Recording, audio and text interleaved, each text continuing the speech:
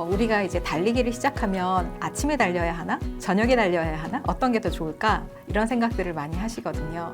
근데 사실 달리기의 환경도 실내냐 야외냐에 따라서 나에게 주어지는 어떤 긍정적인 건강 요소가 좀 달라질 수 있다. 내가 그냥 단순히 달리는 동작만 하는 것이 아니라 달리는 동작 가운데에 내가 뇌를 사용하고 또 많은 정보를 얻고 또 어떤 결정을 하고 이런 이제 프로세스들이 많이 진행되면 진행될수록 그 달리기는 더 뇌에 긍정적일 겁니다.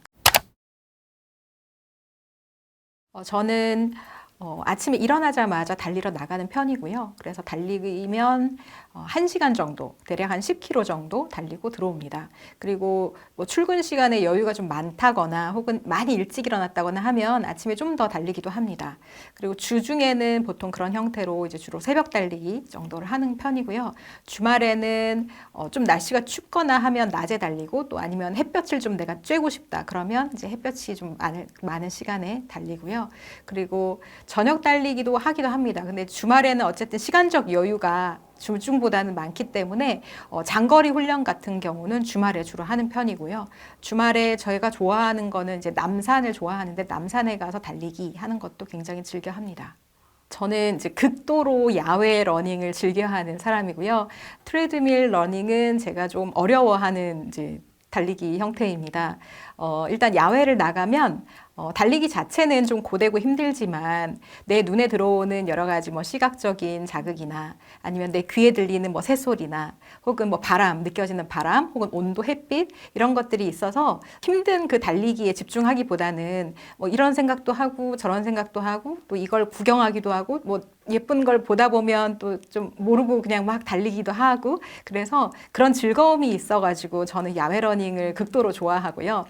트레드밀 러닝은 어쩔 수 없을 때 이제 하게 되는데 이제 겨울에 많이 춥고 또 해가 안 떠서 길은 어둡고 그다음에 길이 얼어 있거나 눈이 쌓여 있거나 하면 나가는 것 자체가 힘들거나 혹은 나가도 제대로 달릴 수가 없거든요. 길 조심하느라고.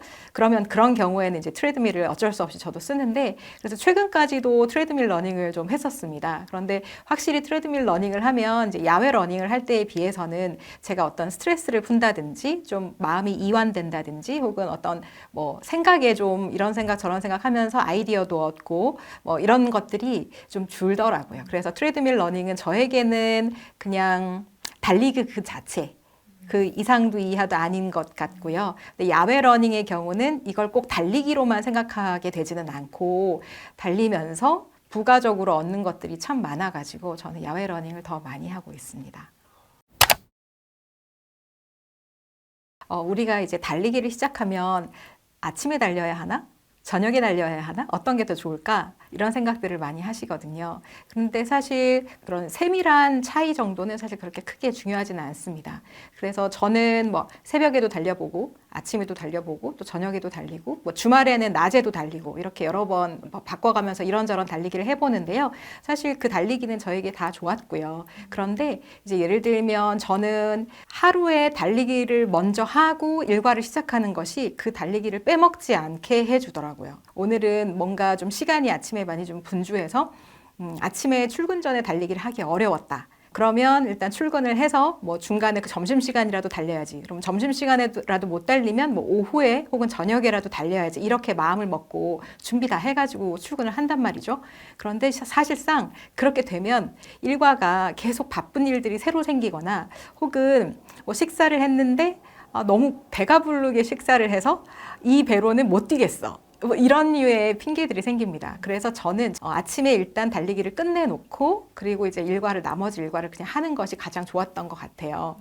그리고 저녁 달리기도 굉장히 좋습니다. 저녁 달리기는 이제 하루 중에 일과 중에 몸이 많이 풀렸기 때문에 별도의 스트레칭이나 워밍업 별로 필요 없는 경우가 더 많아요. 그래서 운동을 좀 더 부드럽고 무리 없이 시작할 수 있다는 장점이 있지만 저녁에는 이제 모임도 많고 일과 중에 어떤 일이 생기기도 하고 그다음에 내가 일을 하려고 언제까지 끝내려고 했던 일이 안 끝나기도 하고 그런 문제들도 있고요. 또 저의 가장 이제 저녁 달리기를 좀 안 하게 됐던 저의 이유는 저녁에 그 운동을 달리기를 하면 수면에 좀 지장이 있었습니다.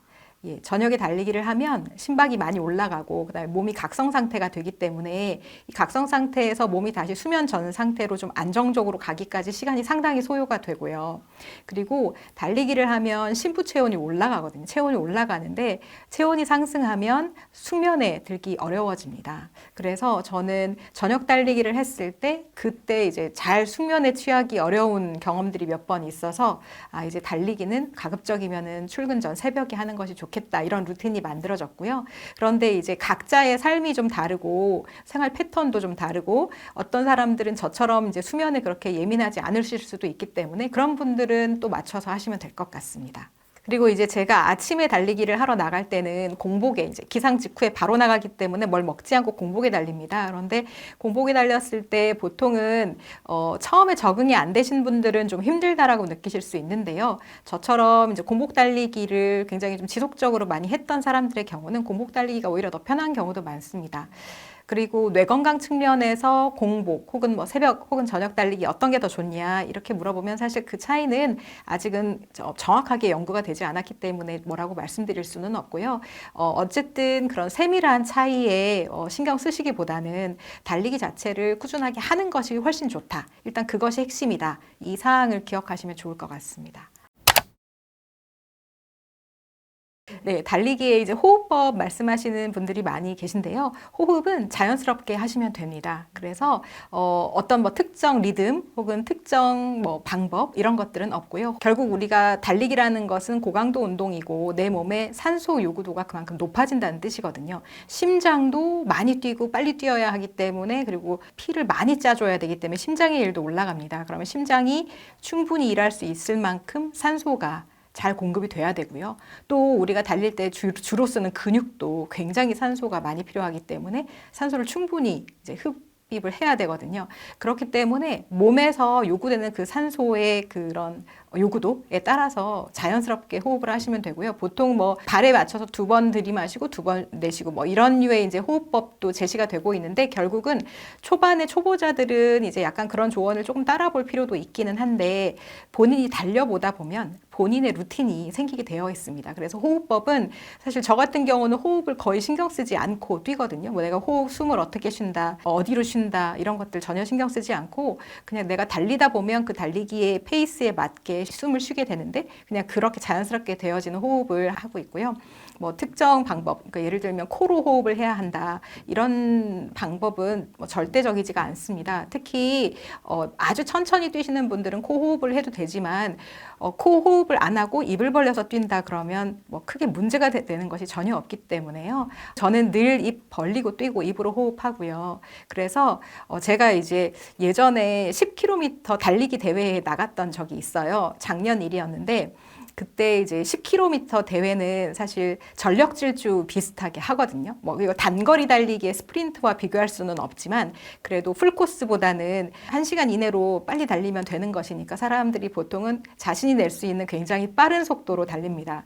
그런데 빠른 속도로 달리고 있으면서 입을 절대 벌리지 않고 뛰고 계시는 분을 제가 봤어요. 얼굴이 흑빛이 돼가지고 뛰고 계시더라고요. 그래서 제가 저분 굉장히 위험할 수 있는데 왜냐하면 이제 본인이 숨차고 뭐 다리 근육에 산소 공급이 안 되는 것은 둘째 치더라도 사실 심장도 지금 굉장히 고강도로 매우 빠르게 뛰고 있기 때문에 심장에 일단 산소 공급이 충분히 되어야 하는데 코로만 숨을 쉬어야 한다는 생각이 강하셨나 봐요. 그래서 굉장히 빨리 뛰고 계시는 와중에도 입을 절대 벌리지 않고 그렇게 뛰고 계시더라고요. 그래서 제가 이제 옆을 지나가면서 매우 불안해서 저분 괜찮으실까 계속 걱정을 했던 기억이 있습니다. 그래서 코 호흡이 자연스럽게 된다면 상관이 없지만 굳이 내가 지금 숨이 차고 지금 벅차게 운동을 하고 있는데 입으로 숨을 쉬면 안 되겠다 이런 생각은 전혀 맞지 않는 생각이기 때문에 그냥 편하게 본인이 쉬어지는 대로 쉬면 되고요. 하여튼 저는 달릴 때 항상 입을 벌리고 입 호흡을 한다. 예, 그렇게 말씀드릴 수 있겠습니다.